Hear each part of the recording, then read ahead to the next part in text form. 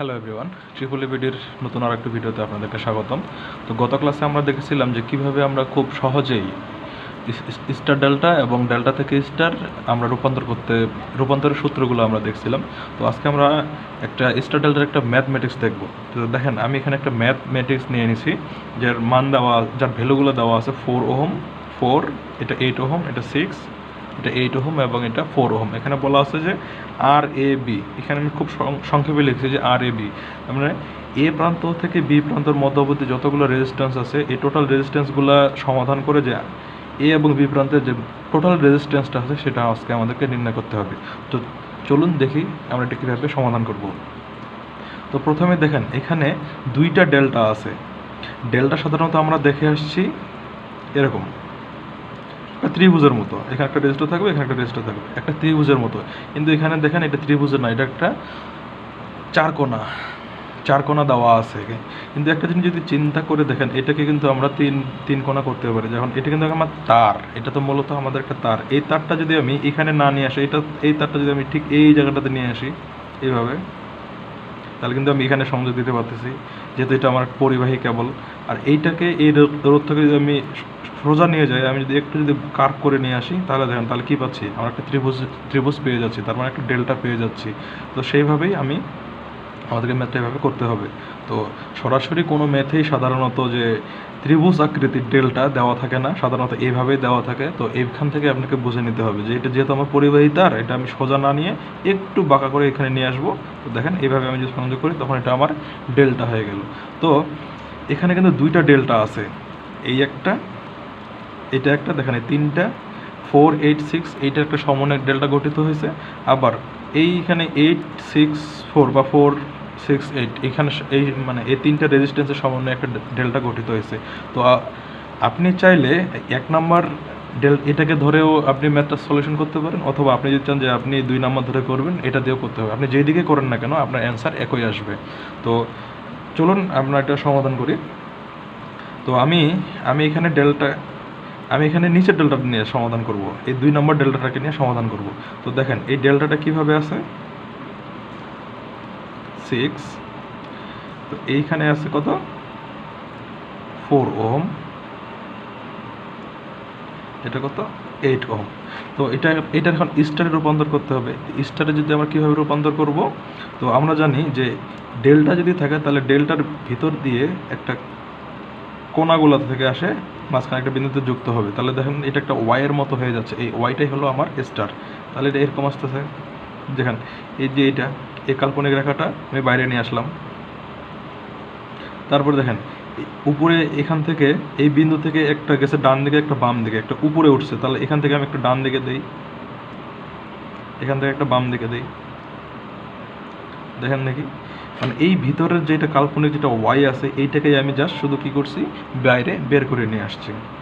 বাইরে বের করে নিয়ে আসার পরে এখন আমাদেরকে নামকরণ করতে হবে। তো গত ক্লাসে আমরা দেখছিলাম যে আমরা কীভাবে নামকরণ করব। আপনি চাইলে ওইভাবে নামকরণ করতে পারেন, অথবা আপনি চাইলে এটাকে R1, R2, R3 দিয়েও করতে পারেন। তো আমি যেহেতু গত ক্লাসে আপনাদেরকে যেই নিয়মে মানে সূত্রগুলো বোঝাইছি, আজকে ঠিক সেই নিয়মে আপনাদেরকে এই ম্যাথটা সমাধান করে দেওয়ার চেষ্টা করব। তো দেখেন এই উপাংশটা এখানে কী নামকরণ দেবো, আর প্রতিটার কী নামকরণ দেবো, এটা আমরা কীভাবে বুঝবো। তো একটা জিনিস খেয়াল করে দেখেন, এই উপাংশটা আমার এই ডেল্টার কোন উপাংশ দুইটার মাঝখানে আছে। আমি যদি দেখেন এই উপাংশটাই তো আমি এখানে বের করে নিয়ে আসি, তাহলে এই উপাংশটা আছে 6 এবং 8-এর মাঝখানে। তাহলে এই রেজিস্ট্যান্সের নামটা দিতে পারি আমি 6, 8।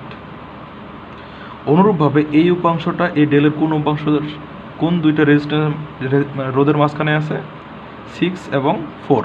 তাহলে এই রেজিস্ট্যান্সের নাম দিতে পারি 4, 6। অনুরূপভাবে এই রেজিস্ট্যান্সের নাম দিতে পারি আমি 4, 8। বোঝা গেছে? অথবা আপনি যদি এটাকে যদি R1 দেন, এটাকে R2 দেন, এটাকে R3 দেন, এভাবেও করতে পারবেন। তো আপনার যদি নিয়মটা জানা থাকে, তা আপনি R1, R2, R3 দেন, অথবা R6, 8 দেন, 4, 8 দেন, বা 4, 6 দেন, এটা কোনো বিষয় না। তো যখন আপনারা ম্যাথমেটিক্সগুলো করতে করতে যখন আপনাদের অভ্যস্ত হয়ে যাবে, তখন আপনারা R1, R2, R3 দিয়ে খুব সহজে করতে পারবেন। তো এই অঙ্কটা আমি এই রেজিস্ট্যান্সের মানে উপাংশের মান, এর রোধের মানগুলো দিয়ে আমি আপনাদেরকে দেখাচ্ছি। নেক্সটের একটা ম্যাথ আমরা R1, R2, R3 দিয়ে করার চেষ্টা করব। তো এখানে দেখেন R6, 8, এর এখন ভ্যালুটা বের করব আমরা R68। তার মানে আমরা কি জানি যে ডেল্টা থেকে স্টারে গেলে এখানে কি বলছে, ডেল্টা থেকে আমরা যখন স্টারে যাব এখানে 6 এবং 8, তার মানে এই R6 এবং R8 এই দুইটা আমার কি হবে, এই দুইটা গুণ হবে আর নিচে সবগুলো যোগ হয়, এটা আমরা জানি।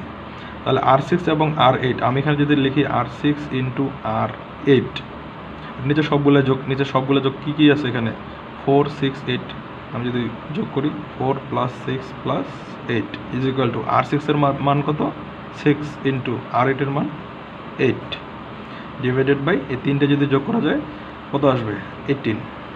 এখন আমরা এটা যদি ক্যালকুলেশন করি তাহলে এর ভ্যালুটা পাবো 2.67 ওহম। তার মানে এর R6 এর ভ্যালুটা আসলে 2.67 ওহম। অনুরূপভাবে R46 এখানে যদি কমা দিই তাহলে বুঝতে আমাদের খুব সুবিধা হবে, তাহলে আবার R46 R60 এরকম দেখাবে, এখানে মাঝখানে একটা কমা দিয়ে দিবেন। তাহলে R4 R6, তাহলে R4 এবং R6 গুণ করব 4 ইন্টু 6 ডিভাইডেড বাই তিনটে আবার সেম তিনটারে আবার যোগফল, তো আমি একবার যদি যোগফলটা বসাই 18, তাহলে এখানে যদি আমরা উপরে গুণ করি তাহলে গুণ করলে কত পাবো 4 6 24, 24কে যদি আমরা 18 দ্বারা ভাগ করি তাহলে পাবো আমরা 1.33 ওহম। অতএব এই রেজিস্টারের মানটা আসলো 1.33 ওহম। অনুরূপভাবে R48 কীভাবে করব 4 ইন্টু 8 ডিভাইডেড বাই 18, এটাকে ভাগ করলে আমরা পাবো 1.78। আচ্ছা আমি ক্যালকুলেটারে আপনাদেরকে একটু দেখাই, এখানে আমি শেষেরটা দেখাচ্ছি।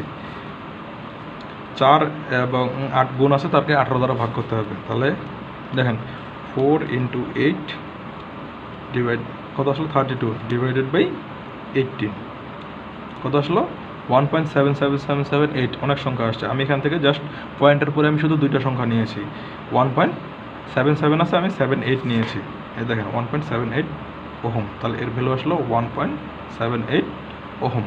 এখন আমাদেরকে কি করতে হবে, এই যে এইখানকার আমরা যে ডেল্টাটা জেনেছিলাম এই ডেল্টাটাকে বাদ দিয়ে এই ডেলের জায়গায় এখন আমাদেরকে এই স্টারটা বসাইতে হবে। তো এখন কীভাবে বসাবো, তো প্রথমে দেখেন 4 থাকলো 4 ওহম, নিচে আসছে 4, আবার নিচে আসছে 8।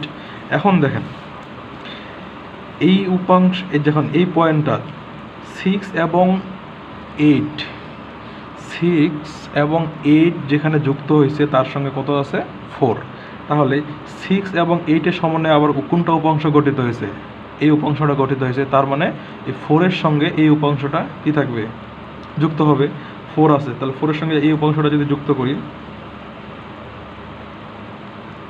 করলাম এবং এর ভ্যালু কত ছিল 2.67 ওহম।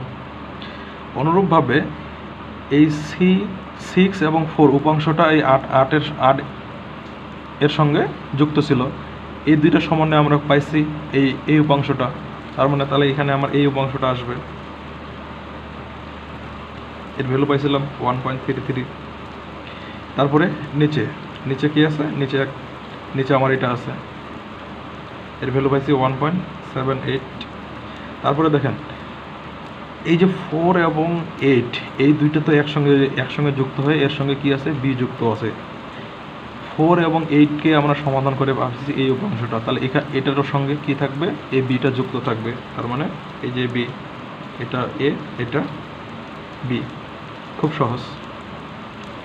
এখন এখানে দেখেন এখন আমাদেরকে কি করতে হবে, এটা এখন সিম্পলিফাই করতে হবে, এটা খুব সহজ। এখন কোনটার সঙ্গে কোনটা সিরিজ এবং কোনটার সঙ্গে কোনটা প্যারালাল আছে এটা আমরা কিভাবে নির্ণয় করব।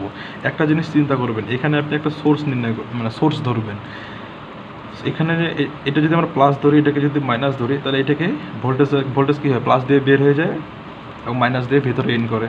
এখান থেকে আপনি যদি শুরু করেন যে মনে করেন যে এখানে একটা সোর্স আছে, এখান থেকে কারেন্ট যাচ্ছে, কারেন্টটা এই দিক দিয়ে আসলো, এই পয়েন্ট পর্যন্ত আসলো, এই পয়েন্টে আসার পরে এই দিকে একটা কারেন্ট যাবে, এই দিকে একটা কারেন্ট যাবে। যখনই আপনি দেখবেন যে কারেন্ট আপনার এখানে ভাগ হয়ে যাচ্ছে, তার মানে বুঝতে হবে যে এইটা অংশ এবং এইটা অংশ, এই দুইটা অংশ কি আছে প্যারালাল অবস্থায় আছে। আবার দেখেন এই কারেন্টটা এখান থেকে আসে এই বিন্দুতে আসবে, এই কারেন্টটাও এখান থেকে আসে এই বিন্দুতে আসে, যখন পৌঁছাবে তখন আবার কি দুইটাই এক হয়ে যাচ্ছে, যখন এক হয়ে যাচ্ছে তখন আবার এটা সিরিজে আছে। তাহলে আমরা সহজে বলতে পারতেছি যে কি এখান থেকে যেটা কারেন্ট মানে এখান থেকে যেটা কারেন্ট আসতেছে এটা এই দিকে যাচ্ছে প্লাস এই দিকেও যাচ্ছে, দুই দিকে ভাগ হয়ে যাচ্ছে। ভাগ হয়ে যাওয়ার কারণে এই শাখায় এবং এই শাখায় আমার প্যারালাল অবস্থায় আছে, তার সঙ্গে এটা সিরিজ অবস্থায় আছে। তাহলে আমরা এটা আমি একবারে লিখতেছি আর এ বি। দেখেন কোনটার সঙ্গে কী আছে, আগে এইটার সঙ্গে এই দুইটা যেহেতু সিরিজে আছে, 8 এবং 1.33 দুইটা সিরিজে আছে, এবং 4 2.67 এই দুইটাও সিরিজে আছে। তো এখন দেখেন যেহেতু সিরিজে আছে তাহলে এই দুইটাকে যোগ করব। এই দুইটা যোগ করব কীভাবে, প্রথমে এটা যোগ করি, 4 প্লাস 2.67 এটা যোগ করলাম। তারপরে কি এইটা এই লাইনের সঙ্গে কি এইটা আবার কি আছে, প্যারালাল অবস্থা আছে। প্যারালাল অবস্থা থাকলে আমরা এবার জানি প্যারালাল কত আছে, 8 প্লাস 1.33 এটা সেকেন্ড ব্র্যাকেট দিয়ে ক্লোজ করে দিলাম। তারপরে কি এই যখন কারেন্টটা এখানে এসে মিলিত হচ্ছে, তা মানে এই দুইটা কারেন্ট একসঙ্গে মিলিত হচ্ছে, তখন এটা কি একটা কারেন্টে যাচ্ছে, তার মানে এটা সিরিজে আছে। সিরিজ থাকলে কি হয়, প্লাস হয় 1.78। আরেকটা আমার রেজিস্টার আছে কি 4, এটাও যোগ হয়ে যাবে 4। তো এটা যদি আমরা সমাধান করি, এটাকে সমাধান করলে পাবো আমরা, আচ্ছা আমি সমাধানটা একটু আপনাদের ক্যালকুলেটরে দেখাই দিই যে আমরা ক্যালকুলেটর সহজেই প্যারালাল কীভাবে করব। আমরা যদি নর্মালি প্যারালাল করতে যাই, যে সে মনে করলাম R1 প্যারালাল R2 অবস্থায় আছে, প্রথমে উপরে গুণ করতে হয় R1 ইন্টু R2, আর নিচে ভাগ করতে হয়, নিচে প্লাস করতে হয় R1 প্লাস R2। আমরা এইভাবে দেখছি, দেখেন আমরা এইভাবে দেখছিলাম যে কি R1 এবং R2 যদি প্যারালাল অবস্থায় থাকে উপরে গুণ হবে এবং নিচে যোগ হবে, এটা আমরা দেখছিলাম। কিন্তু এটা আমরা ক্যালকুলেটর কীভাবে সহজে করব, এই দুইটাকে আগে আমরা যোগ করে নিই। যোগ করলে কত পাবো, 4 এবং 2 6.67 প্যারালাল। এটাকে যোগ করলে কত পাবো, 9.33। এর সঙ্গে এটা যোগ আছে, এটা একেবারে যোগ করে দিই, এটার সঙ্গে এটা যোগ করলে কত পাবো, 5.78। যেহেতু এটা এখন প্যারালাল আছে, এটা প্যারালালে আমরা কীভাবে করব, আমরা কি এই নিয়মে করব যে এত পরীক্ষার খাতায় কিন্তু আমাদের এত লং টাইম করার সময় থাকবে না, আমাদেরকে শর্টকাট নিয়ম ফলো করে করতে হবে। তো আমি যদি শর্টকাট করি তাহলে কি, আমি যে এখানে যেটা নিয়ম দেখালাম এই নিয়মে না করে আমি ক্যালকুলেটরে একবারে মানগুলো বসাই দেবো। তো কীভাবে বসাবো দেখেন, প্রথমে ফার্স্ট ব্র্যাকেট দিলাম। প্যারালাল করার সময় ক্যালকুলেটর অবশ্যই প্রথমে একটা ব্র্যাকেট দিয়ে শুরু করতে হবে। ব্র্যাকেট দিলাম, ব্র্যাকেট দেওয়ার পরে কত মানটা আমি বসাই, 6.67। এরপরে কি করতে হবে, আমাকে ইনভার্স দিতে হবে। এই যে দেখেন ইনভার্স দিয়েছি, দেখেন এখানে ইনভার্স উঠে গেছে। তারপরে প্লাস দেওয়ার পরে পরের ভ্যালুটা আছে 9.33, আবার ইনভার্স, তারপরে ব্র্যাকেট ক্লোজ করে আরেকটা ইনভার্স। তার মানে দেখেন আমাকে এই যে এখানে যে মানটা আছে এটাকে প্যারালাল করার জন্য আমাকে এই নিয়মটা ফলো করতে হলো না। আমি পরীক্ষার খাতায় যেটা কীভাবে করবো, যে কি প্রথমে একটা ফার্স্ট ব্র্যাকেট দিব, এই ভ্যালুটা বসাবো, তারপরে একটা ইনভার্স দিব, এই ইনভার্স, তারপরে প্যারালালের জন্য প্লাস দিব, তারপরে আবার সেকেন্ড ভ্যালুটা বসায় আরেকটা ইনভার্স দিব, দেন ব্র্যাকেট ক্লোজ করে আবার ইনভার্স দিব। হ্যাঁ, তার মানে তখন যদি আমি ইকুয়াল টু দিলে দেখেন এই দুইটার ভ্যালুর যে প্যারালাল যেটা মান সেটা আমার এখানে চলে আসবে। আপনারা এটা এইভাবে ম্যানুয়ালি করে দেখবেন যে এই ভ্যালুটা আসে কিনা। কত আসছে, 3.889 প্লাস এখানে আছে 5.78। এখন এই দুইটাকে যদি যোগ করি, প্লাস 5.78 কত আসলো, 9.667। অর্থাৎ আমি যদি 9.67 এত ওহম, অতএব RAB ইজ ইকুয়াল টু 9.67। এটাই হলো অ্যান্সার। তো আশা করছি আপনারা ম্যাথটাই বুঝতে পেরেছেন। কথা যদি বুঝতে সমস্যা হয় তাহলে কমেন্ট করে আমাকে অবশ্যই জানাবেন। তো